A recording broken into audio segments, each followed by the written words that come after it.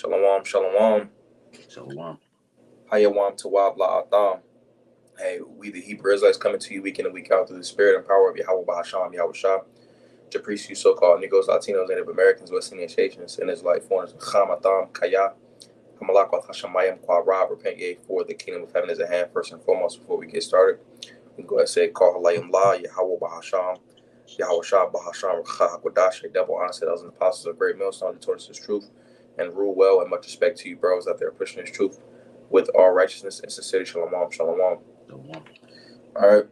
So essentially, like it's titled, color representation in the scriptures. Because like it says in Job 9:24, the earth is given to the hand of the wicked. He covered the faces of the judges thereof, and also First Maccabees, the 3rd chapter and the 48th verse. Essentially the heathen went around the time period of the Renaissance. What they call iconoclasm, or what's called iconoclasm, and went around and pretty much painted their images. And they did this because essentially Esau understands that Jake has, he's in tune with the sense of sound, touch, smell, and sight, all the senses, because we're pretty much, the Lord gave us the 5 operations of the Lord, mentioned in Sirach, so Esau understands that we're very in tune with things like that. So he uses what we're good at as a weapon, So could we go ahead and get that? We'll start with the article. Okay. This is off of medium.com. It reads, color symbolism. Color has a distinct connection with symbolism. Each color has its own connotations and outside concepts connected to it. Mm-hmm. This invokes feeling and meaning into each color we see. Right. So every when we go into creation, everything is colored a specific way for a specific reason. All right. Each nation has their specific color for a specific reason. The Lord created everything for His purpose. As is often, some of the most relevant color symbolisms lie in the main colors, the 7 of the visible color spectrum: red, orange, yellow, green, blue, indigo, and violet.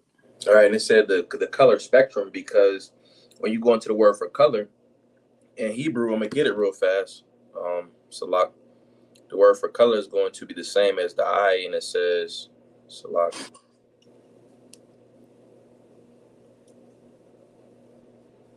And it says ayan, and it says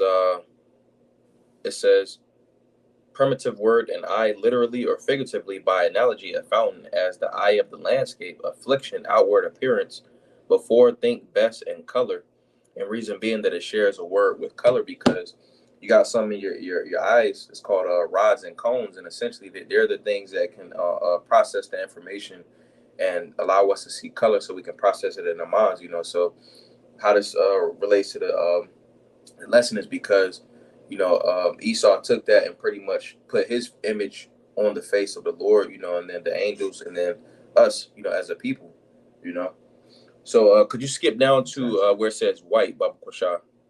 Because his skin isn't white, he's red, and we're brown. He painted himself as white while he painted us as brown. They did a it was a show I just watched most recently. It was a documentary, and they said, hey, they told the Jake, it was like, hey, pick up the nice dog. Jake picked up the so-called white one, and they said, pick up the bad dog, and Jake picked up the brown one. And they said, which one looks like you? And then the Jake pushed the brown one forward, pretty much showing you that Esau programs these things into us at a very young age. Yep. Specifically, Jake in the world, but this truth, the Lord has opened up this truth to where it's revealing, this man's lies. Sorry. All right, jumping down, it says other important neutrals are white, known for innocence, purity, and new beginnings. Mm-hmm. And really, the white ones would be the elect. Well, first and foremost, starting with Yahweh Bahasham, Yahweh Shah, and then the elect, we will be, Adonai Ratazah, we will be the white ones with that white stone, you see. But Esau understands that symbolism. So he painted himself as that. And I got an excerpt real fast. It says, it's out of the book of The Valley of the Dry Bones, and it says, in the process of time, the black man began to believe in the superiority of the white man's system. He bowed to the white man, served him in every aspect of his life, worshiped him as a god, lowercase g. Moreover, the masters painted a white Yahweh Shah and gave it to the black man to serve as a god. As a result, it was easy for the black man to obey and believe the white man without question. In truth, whether some of us want to admit it or not, the white man became the so-called black man's god. So pretty much, that was they covered the faces of the judges thereof, to serve as an image for Jake to bow down to, and that's essentially what Jake and those generations back in the day, they subscribe to that, and the rest of the world subscribes to it as well. Other than the elect, the elect have been woken up. Sorry, I got a quick one for you. Okay. Daniel 12 and verse 9, it reads, "Go and he said, Go thy way, Daniel, for the words are closed up and sealed until the time of the end. Many shall be purified and made white and tried, but the wicked shall do wickedly, and none of the wicked shall understand, but the wise shall understand." But the point, as you made, right, the elect are those who are being purified and made white, right, going into that term. And they use that, like you said, because they understand the importance of what colors symbolize. So they want themselves to be a symbol of purity, right, even though their actions speak contrary. I got another one. This is Job. Since we quoted it, I got Job 9:24. But Uncle Chuck, could you get First Maccabees 3:48? This is Job. Job 9:24, and it says, "The earth is given into the hand of the wicked. He covereth the faces of the judges thereof. If not, where and who is he?" So the earth is given into the hand of the wicked. All right, Esau Edom, the so-called white man. He covered their faces. When you go into his word for cover, it says kasa, H3680, and it says to cover, conceal, hide. It says conceal, be covered. And it says to cover oneself, to cloth oneself. So they pretty much, it says for clothing or secrecy. So they put their faces as the images of the ones that were righteous. All right, and then essentially that was them covering it, and then they also hid it, because they had like a vault. They had the vault of the true, I think it was the Russian icons, to where it was just Jake faces, brown. It was all brown. But yeah, we can get that Maccabees. First Maccabees. Yeah. Okay. It's First Maccabees 3:48, and laid open the book of the law, wherein the heathen had sought to paint the likenesses of their images. Mm-hmm. They showed us this in what was that movie? They what was it called? The Book of Clarence, where they had the Edomite, and it was painting Yahweh Shah pretty much so-called white, and that was the time period of iconoclasm, and the Renaissance, which when you go into Renaissance, it means rebirth, or pretty much for the rebirth of those philosophies that Esau once had. He was perpetrating throughout the earth. That was a time period to where he pretty much was able to deceive the world, Mm-hmm. So could you get real quick? Yeah, you good. It's 2 Corinthians 11-14, and no marvel, for Satan himself, which we understand Esau to be the physical manifestation of Satan in the earth. It reads, Satan himself is transformed into an angel of light. So they present themselves as this holy figure, as the brothers may mention, right? They cover the faces of the judges thereof. They paint their likenesses, right? This is what Esau has done, to trick the minds of the people into thinking he's this upstanding individual, man. Could you get? Let me see. Could you get? What is it? Psalms 1 and 5. I'm gonna get this. This is 2 Corinthians chapter 10 and verse 4. It says, "For the weapons of our warfare are not carnal, but mighty through the Most High to the pulling down of strongholds." And that pretty much represented a stronghold for Jake. I'm gonna get the word for strong word. stronghold, and it says a castle or fortress, anything on which one relies. It says of the arguments and reasonings by which a disputant endeavors to fortify his opinion and defend it against his opponent. And that's essentially, what Jake does. That's something that they use as a defense, but it's not a true defense because it's not the truth. And essentially that was something that Esau confided behind. You see, but that's a false sense of security. Right. It's book of Psalm chapter 1 and verse 5. Therefore the ungodly shall not stand in the judgment, nor sinners in the congregation of the righteous. That songs. Psalms 1 and 5. Songs of Solomon. Oh, slide. Yeah.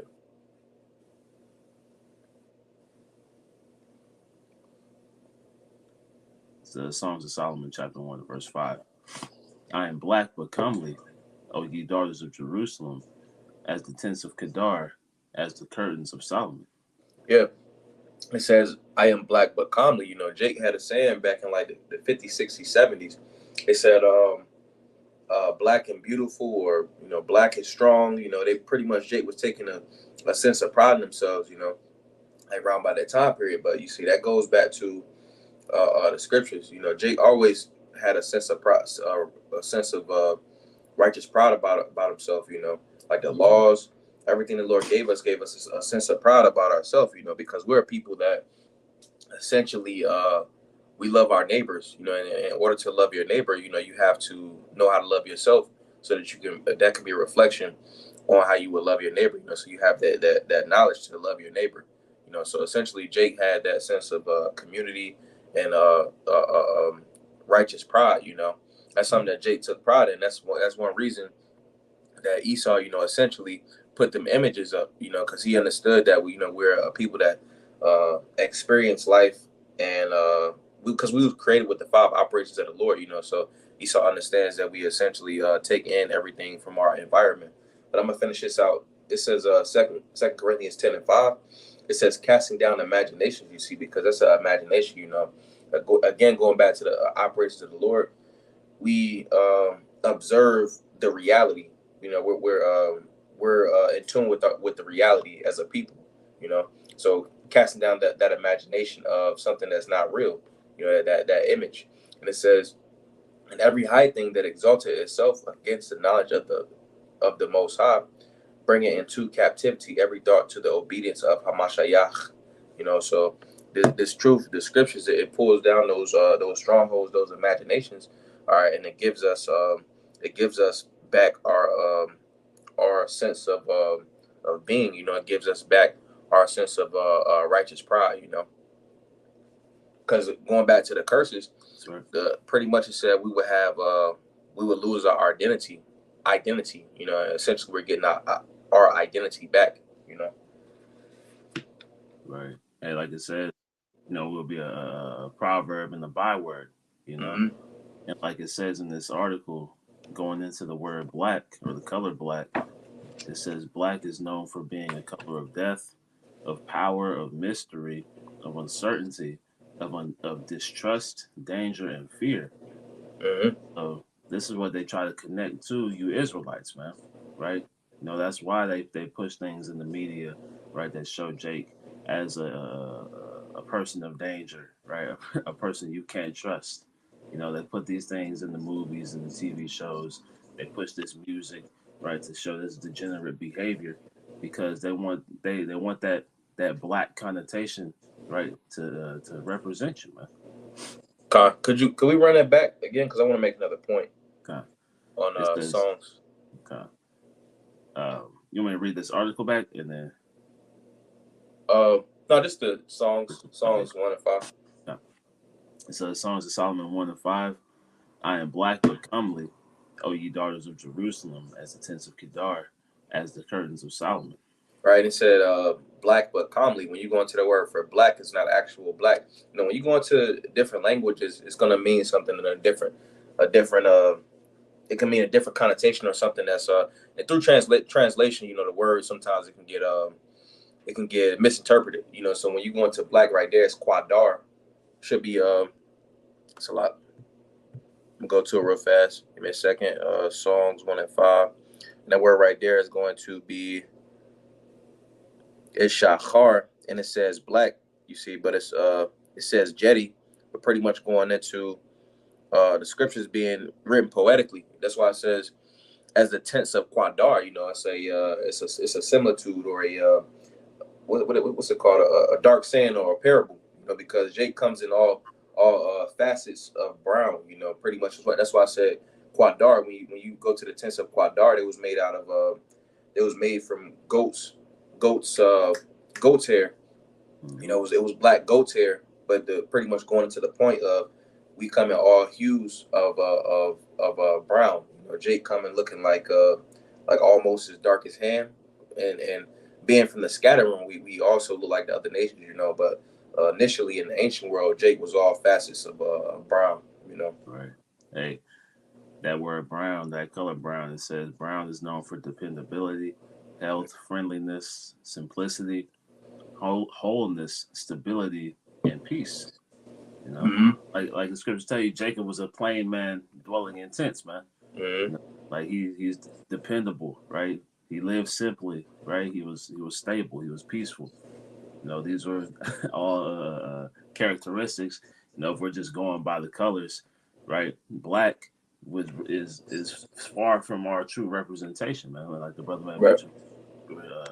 mentioned, shades of brown, and brown has a positive connotation. Kai. Could we get? I got two more, and then I was gonna close unless you had something else. Yeah. Could you get Daniel Outlet chapter 10 and verse 5 to 6, and I'm gonna get Revelation chapter 1 and verse 13, and then that'll be it. Okay. It's Daniel chapter 10 and verse 5. Then I lifted up mine eyes and looked, and behold, a certain man clothed in linen, whose loins were girded with the fine gold of Uphaz. His body also was like the beryl, and his face as the appearance of lightning, and his eyes as lamps of fire, and his arms and his feet in color to polished brass. And the Right, voice, it said color to polished brass, you know, because it's given the description of the Most High Yahweh, you know, which his name means he exists. Scriptures also say pretty much if you've seen Yahweh Shah, you know, you've seen the Father, you know, so they have the same image, you know. right. That's right. That was 6.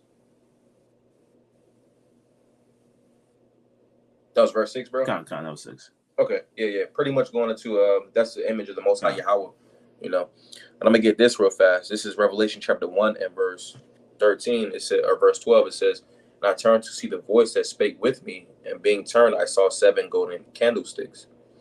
It says, which the candlesticks that will be a manawara, a menorah, and it says, "And in the midst of the 7 candlesticks, one like unto the Son of Man, clothed with a garment down to the foot, and girt about the paps with a golden girdle. His head and his hairs were white like wool, as white as snow, and his eyes were as a flame of fire." And when you go into a white like wool, you know, essentially going into the texture of his hair. And then also, you know, his hair is going to be white like wool. But when you go into those old dictionaries, like Elder Malcolm goes into, pretty much like if you look at the texture of our hair, it pretty much says woolly, you know. But it says, "And his feet like unto fine brass, as if they burn in a furnace, and his voice is the sound of many waters." Essentially, it says feet like unto fine brass. You know, brass has the color of brown, and it says as if they burned in a furnace, so you know it will be dark. You know, like this coffee right here. You know, it says, "And his voice is the sound of many waters." You know, so pretty much he spoke with authority. You know, when you look at, could you get a precept real fast? Could you get Psalms chapter 93, Baba Kusha, and should be verse 5. This is the book of Psalm 93 and 5. That testimonies are very sure. Holiness becometh thine house, O Lord, forever. So like Psalms 93 and 3. It says, "The floods have lifted up, O Lord, the floods have lifted up their voice, the floods lift up their waves, The Lord on high is mightier than the noise of many waters, yet the mighty waves of the sea. So if you was to go and you was on at sea, right? Pretty much like all you hear when you go into sea is yam, which is ya is your hands. You work with your hands. Ma is water. So working water. So when you at sea, pretty much all you hear is shh, like those, and you can feel it. Like in your body. So it's very vibratory. So the Lord's voice is mightier than the waves of the sea. You know, pretty much the Lord speaks with authority. Like if you was to go into a basketball court and you may not hear every specific conversation, but when you walk on the court, you can feel the vibration of those specific voices. So essentially, the Lord would speak with more authority than that. You know. But yeah, did you have anything else, bro? Allah. But yeah, that's pretty much all I had. Adonai Tazaza Banaya Apollos, where there's a beautiful edification through the spirit. Wa Adonai Tazah Adam Yashka Wam Tawa. Hey, Lord's will you all have a good day. While we can go ahead and close it out by saying, Call Halayim La Yahweh, Bahasham Yahushua, Bahasham Chakodash, double honors to the elders and apostles of Great Millstone that torch this truth and rule well. And much respect to you, bros, out there pushing this truth with all righteousness. And sincerely, Shalom, Shalom, Hayawam Tawa, Shalom.